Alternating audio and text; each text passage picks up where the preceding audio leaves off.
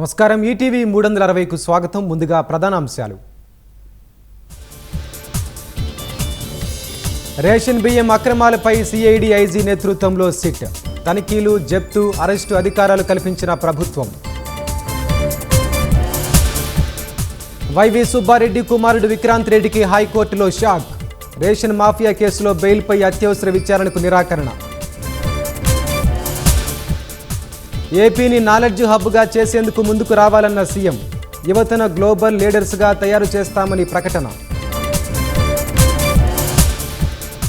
రేపు రాష్ట్ర వ్యాప్తంగా mega parent teacher meetings. Bapatla పాఠశాలల్లో హాజరు కానున్న సీఎం చంద్రబాబు. రాష్ట్ర వ్యాప్తంగా రెవెన్యూ సభలకు పోటెత్తిన భూ బాధితులు. వినతులు స్వీకరించి పరిష్కారానికి హామీ ఇచ్చిన నేతలు.